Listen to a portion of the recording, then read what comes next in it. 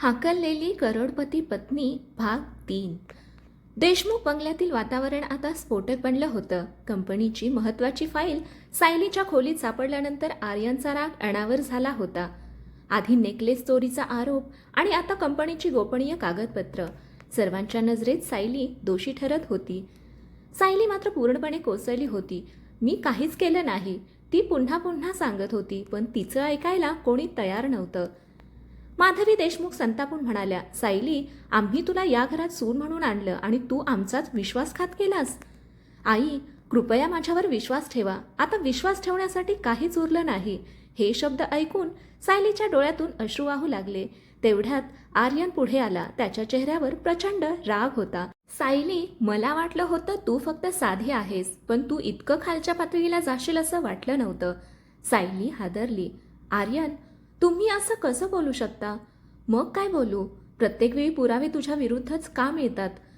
सायली काही बोलू शकली नाही, कारण तिच्याकडे स्वतःला निर्दोष सिद्ध करण्यासाठी कोणताही पुरावा नव्हता.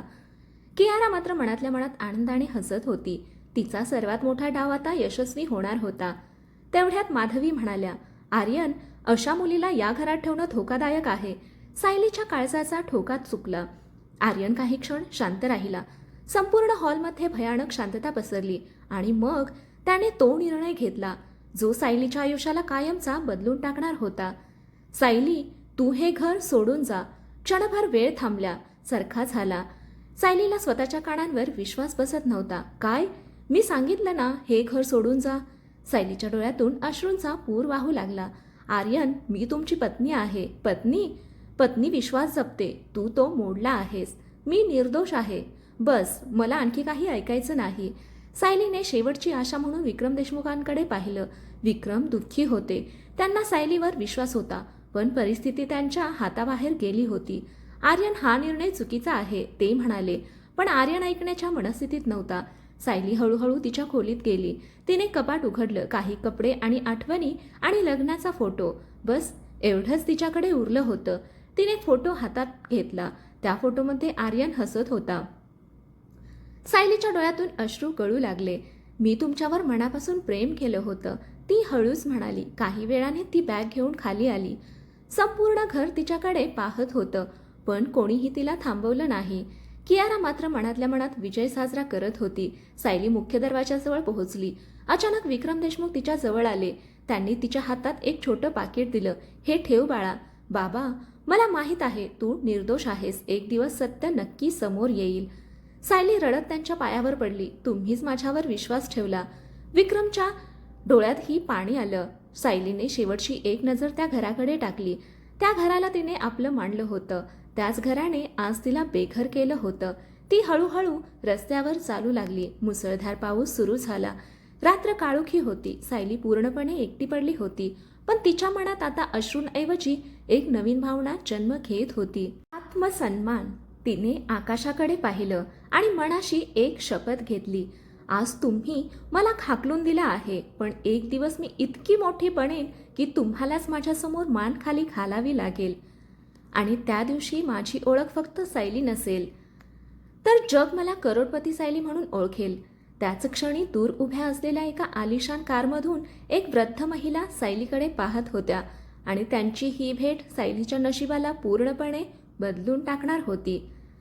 मुसळधार पाऊस कोसळत होता. सायली एकटीच रस्त्यावर चालत होती. डोळ्यात अश्रू, हातात एक छोटी बॅग आणि मनात हजारो प्रश्न. ज्या घरासाठी तिने सर्वस्व दिलं, ज्या नवऱ्यावर मनापासून प्रेम केलं, त्याच नवऱ्याने आज तिला घराबाहेर काढलं होतं. तिच्या कानात अजूनही आर्यनचे शब्द घुमत होते, हे घर सोडून जा. प्रत्येक पावलागणिक तिचं हृदय तुटत होतं. अचानक तिच्या समोर एक काळी आलिशान कार येऊन थांबली. कारचा दरवाजा उघडला. आत बसलेली सुमारे 60 वर्षाची एक सुसंस्कृत महिला खाली उतरली. त्यांच्या चेहऱ्यावर एक वेगळी शांतता होती. बाळा, एवढ्या रात्री आणि या पावसात कुठे चालली आहेस? त्यांनी प्रेमाने विचारलं. सायली काही बोलली नाही. ती फक्त रडत राहिली. महिलेने पुन्हा विचारलं, काही अडचण आहे का? सायलीच्या मनात साचलेलं दुःख अखेर बाहेर पडलं. तिने घडलेला सगळा प्रकार त्या महिलेला सांगितला. महिला शांतपणे सगळं ऐकत होत्या. कथा ऐकून त्यांच्या डोळ्यात करुणा दिसू लागली. माझं नाव सुवासिनी राणे आहे, त्या म्हणाल्या. सायलीने आश्चर्याने त्यांच्याकडे पाहिलं. सुवासिनी राणे हे नाव संपूर्ण देशात प्रसिद्ध होतं. त्या एक यशस्वी उद्योगपती होत्या. काही वर्षांपूर्वी त्यांच्या कंपनीचं नाव देशातील मोठ्या कंपन्यांमध्ये घेतलं जायचं, पण आता त्या व्यवसायापासून थोड्या दूर होत्या. माझ्यासोबत चल, सायली गोंधळली. कुठे? माझ्या घरी. पण मी तुम्हाला ओळखतही नाही. सुहासिनी हसल्या.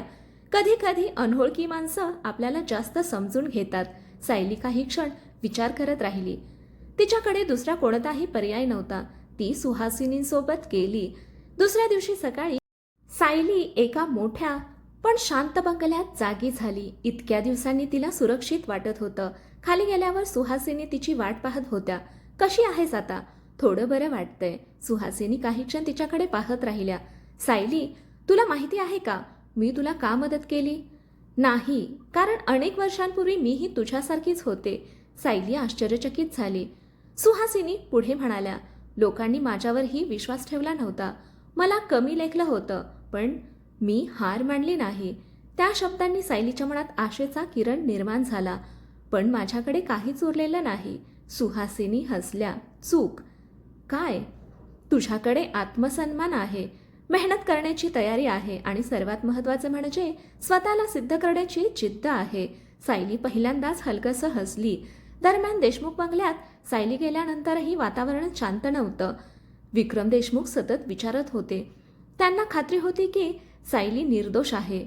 दुसरीकडे आर्यन स्वतःला कठोर दाखवत होता, पण त्याच्या मनात कुठेतरी अस्वस्थता होती. त्याने सायलीचा रिकामा कपाट पाहिलं.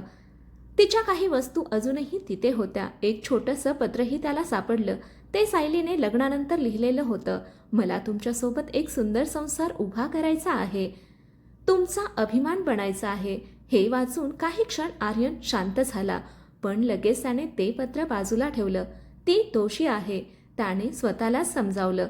पुढील काही दिवसात सुहासिनींनी सायलीला व्यवसाय, व्यक्तिमत्व विकास आणि आधुनिक जगाबद्दल शिकवायला सुरुवात केली. सायली दिवसरात्र मेहनत करू लागली. इंग्रजी, संगणक, व्यवसाय व्यवस्थापन, ती प्रत्येक गोष्ट मन लावून शिकत होती. सुहासिनी तिच्यावर खूप प्रभावित झाल्या. एक दिवस त्यांनी सायलीला विचारलं, जर तुला पुन्हा एक संधी मिळाली तर तू काय करशील? सायलीच्या डोळ्यात एक वेगळीच चमक आली. मी स्वतःची ओळख निर्माण करेन. आणि आर्यन? सायली काही क्षण शांत राहिली. तिच्या डोळ्यात वेदना दिसली. एक दिवस त्याला सत्य समजेल आणि मग? सायली हसली. मग त्याला कळेल की त्याने काय गमावलं आहे. सुहासिनींच्या चेहऱ्यावर समाधान दिसलं. त्यांना कळलं होतं, ही मुलगी सामान्य नाही. योग्य मार्गदर्शन मिळालं तर ती खूप मोठी उंची गाठू शकते. आणि त्याच दिवशी त्यांनी एक मोठा निर्णय घेतला. त्यांनी सायलीला त्यांच्या कंपनीत प्रशिक्षणार्थी म्हणून काम देण्याचं ठरवलं. सायलीच्या नव्या आयुष्याची सुरुवात झाली होती, पण तिला अजून माहिती नव्हतं की काही महिन्यांनंतर ती अशी एक यशस्वी महिला बनणार होती, जिचं नाव ऐकून आर्यन देशमुखलाही धक्का बसणार होता. सायलीच्या आयुष्यातील नवीन अध्याय सुरू झाला होता. काही दिवसांपूर्वी जी मुलगी मुसळधार पावसात रडत रडत घराबाहेर पडली होती, तीच सायली आज नव्या आशेने दिवसाची सुरुवात करत होती. सुहासिनी राणे यांच्या बंगल्यात तिला केवळ आसरा मिळाला नव्हता, तर आयुष्याचं पुन्हा उभं करण्याची संधी मिळाली होती. पण ही वाट सोपी नव्हती. सकाळी 6 वाजता सायली उठायची. योगा, इंग्रजीचा अभ्यास, वर्तमानपत्र वाचन आणि त्यानंतर कंपनीत प्रशिक्षण. तिचं संपूर्ण वेळापत्रक बदललं होतं. पहिल्या दिवशी जेव्हा ती सुहासिनींच्या कंपनीत पोहोचली, तेव्हा तिच्या मनात थोडी भीती होती. भव्य ऑफिस, शेकडो कर्मचारी, आधुनिक तंत्रज्ञान, हे सगळं तिच्यासाठी नवीन होतं. काही कर्मचारी तिच्याकडे संशयाने पाहत होते. ही नवीन मुलगी कोण? मॅडमची नातेवाईक आहे का? असं ऐकलंय की मॅडम तिला स्वतः ट्रेनिंग देणार आहेत. कुजबूज सुरू होती. सायलीने मात्र कोणाकडे लक्ष दिलं नाही. तिला आता लोकांच्या बोलण्याची सवय झाली होती. त्या दिवशी सुहासिनींनी तिला एका महत्त्वाच्या मीटिंगमध्ये बसवलं. सायली फक्त निरीक्षण करत होती. अचानक एका प्रोजेक्टबद्दल चर्चा सुरू झाली. कंपनीचा एक नवीन प्रोजेक्ट सतत तोट्यात चालला होता. मोठमोठे अधिकारी उपाय शोधत होते. सायली शांतपणे ऐकत होती. तिला गावातील तिच्या वडिलांनी शिकवलेली एक गोष्ट आठवली. कमी खर्चात जास्त फायदा कसा मिळवायचा. तिने धाडस करून हात वर केला. सर्वजण आश्चर्याने तिच्याकडे पाहू लागले. मॅडम, मी सकाळी सांगू का? एक वरिष्ठ अधिकारी हसला. तुम्ही अजून नवीन आहात, हा विषय थोडा कठीण आहे. सायली गप्प बसली, पण सुहासिनी म्हणाल्या, नाही, तिला बोलू द्या. सायलीने तिची कल्पना मांडली. ती कल्पना साधी होती पण अत्यंत प्रभावी होती. मीटिंग रूममध्ये काही क्षण शांतता पसरली. एक अधिकारी म्हणाला, हे खरंच काम करू शकतं. दुसरा म्हणाला, आपण इतका मोठा विचार करत होतो आणि उपाय इतका सोपा होता. सुहासिनींच्या चेहऱ्यावर अभिमानाचं स्मित उमटलं. सायलीचा आत्मविश्वास वाढू लागला. त्या संध्याकाळी देशमुख बंगल्यात आर्यन ऑफिसमधून परतला. तो थकलेला होता. घरात प्रवेश करताच त्याची नजर एका फोटोवर पडली. तो त्याच्या आणि सायलीच्या लग्नाचा फोटो होता. माधवींनी अजून तो काढला नव्हता. आर्यन काही क्षण तो फोटो पाहत राहिला. त्याला न कळत सायलीचं हसणं आठवलं. तिचं निरागस बोलणं आठवलं. घरात आल्यावर ती रोज त्याच्यासाठी चहा बनवायची. त्याच्या आवडीचे पदार्थ बनवण्याचा प्रयत्न करायची. त्याच्या प्रत्येक छोट्या गोष्टीची काळजी घ्यायची. आर्यनने लगेच स्वतःचे विचार झटकले. मी तिचा विचार का करतोय? तो स्वतःशीच पुटपुटला. पण मनाच्या एका कोपऱ्यात अपराधीपणाची भावना निर्माण होऊ लागली होती. दुसऱ्या दिवशी कंपनीत सायलीला एक नवीन जबाबदारी देण्यात आली. एका छोट्या प्रोजेक्टचं नेतृत्व. कंपनीतील अनेक वरिष्ठ अधिकारी नाराज झाले. काल आलेल्या मुलीला प्रोजेक्ट? हे योग्य नाही. पण सुहासिनी ठाम होत्या. ती स्वतःला सिद्ध करेल. सायलीने दिवसरात्र मेहनत सुरू केली. अभ्यास, संशोधन, नवीन कल्पना. ती स्वतःला पूर्णपणे कामात झोकून देत होती. एका रात्री ती उशिरापर्यंत ऑफिसमध्ये काम करत होती. सर्व कर्मचारी घरी गेले होते. तेवढ्यात सुहासिनी तिच्या केबिनमध्ये आल्या. अजून घरी गेली नाहीस? काम पूर्ण करायचं आहे मॅडम. सुहासिनी हसल्या. तुझ्यात मला माझं तरुणपण दिसतं. सायलीच्या डोळ्यात चमक आली. मॅडम, मला एक दिवस खूप मोठं व्हायचं आहे. का? सायली काही क्षण शांत राहिली. नंतर हळू आवाजात म्हणाली, कारण मला माझी किंमत जगाला दाखवायची आहे. सुहासिनींच्या डोळ्यात कौतुक दिसलं. काही दिवसांनी सायलीच्या प्रोजेक्टचे परिणाम समोर आले. संपूर्ण कंपनी आश्चर्यचकित झाली. प्रोजेक्ट अपेक्षेपेक्षा दुप्पट यशस्वी झाला होता. कंपनीला मोठा नफा मिळाला होता. सर्व अधिकारी सायलीचं कौतुक करू लागले. ज्यांनी तिची थट्टा केली होती तेच आता तिचं अभिनंदन करत होते. सायलीच्या डोळ्यात आनंदाश्रू आले. हा तिच्या नव्या आयुष्यातील पहिला मोठा विजय होता. पण त्याचवेळी देशमुख बंगल्यात एक धक्कादायक घटना घडणार होती. विक्रम देशमुख कंपनीच्या जुन्या CCTV रेकॉर्डिंगची तपासणी करत होते आणि त्यांना एक असा व्हिडिओ दिसला ज्यामुळे सायलीवरील चोरीच्या आरोपाचं संपूर्ण सत्य उघड होणार होतं. विक्रम देशमुख त्यांच्या ऑफिसमध्ये एकटेच बसले होते. त्यांच्या मनात अनेक दिवसांपासून एकच प्रश्न घोळत होता. सायली खरंच दोषी होती का? त्यांच्या मनाने हे कधीच मान्य केलं नव्हतं. म्हणूनच त्यांनी कंपनीच्या आणि बंगल्याच्या CCTV रेकॉर्डिंगची पुन्हा तपासणी सुरू केली होती. रात्र खूप झाली होती. एकामागून एक व्हिडिओ ते पाहत होते. अचानक एका फुटेजवर त्यांची नजर खेळली. तो व्हिडिओ त्या दिवसाचा होता ज्या दिवशी कियाराचा नेकलेस सायलीच्या कपाटात सापडला होता. व्हिडिओमध्ये स्पष्ट दिसत होतं, सायली खोलीतून बाहेर पडते आणि काही मिनिटांनी कियारा चोर पावलांनी त्या खोलीत प्रवेश करते आणि हातात काहीतरी घेऊन कपाटाजवळ जाते. विक्रम देशमुखांच्या डोळ्यात आश्चर्य दाटलं. हे काय? त्यांनी पुन्हा व्हिडिओ मागे करून पाहिला. पुन्हा आणि पुन्हा. आता त्यांना खात्री झाली होती, सायली निर्दोष होती. नेकलेस कियारानेच तिच्या कपाटात ठेवला होता. म्हणजे माझा संशय खरा होता. विक्रमांचा राग अनावर झाला. त्यांच्या डोळ्यासमोर सायलीचे अश्रू, तिचा अपमान आणि घरातून निघून जातानाचा तिचा चेहरा तरळू लागला.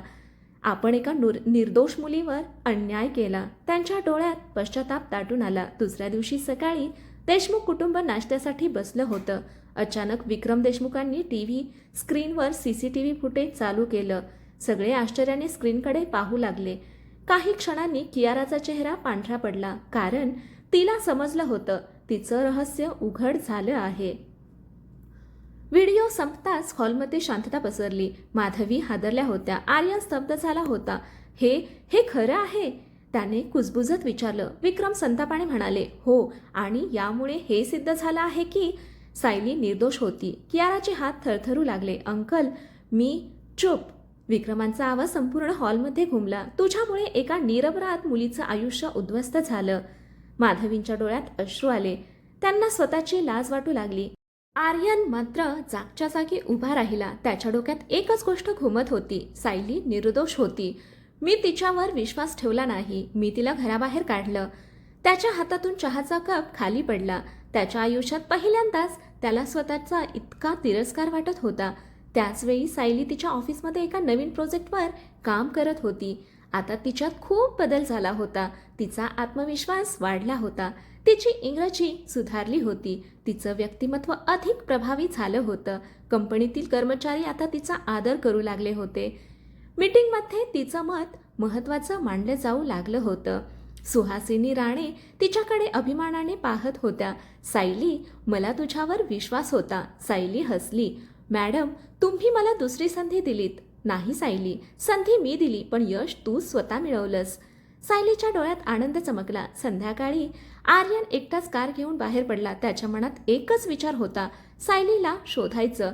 त्याने अनेक ठिकाणी चौकशी केली, पण तिचा काहीच पत्ता लागला नाही. रात्रभर तो बेचैन होता. पहिल्यांदाच त्याला सायलीची किंमत समजू लागली होती. दुसरीकडे सायली तिच्या खोलीत बसून भविष्याची स्वप्न पाहत होती. तिने डायरी उघडली आणि लिहिलं, आज मी पुन्हा उभी राहत आहे. एक दिवस मी अशी यशस्वी बनेन की ज्यांनी मला कमी समजलं तेच माझा अभिमान बाळगतील. तिच्या चेहऱ्यावर आत्मविश्वासपूर्ण हास्य उमटलं. पण तिला अजून माहीत नव्हतं की दुसऱ्याच दिवशी तिच्या आयुष्यात अशीच एक संधी येणार होती जी तिला यशाच्या आणखी जवळ घेऊन जाणार होती. आणि त्याचवेळी आर्यन तिच्या शोधात तिच्याच जवळ पोहोचणार होता. कथा इथपर्यंत कशी वाटली?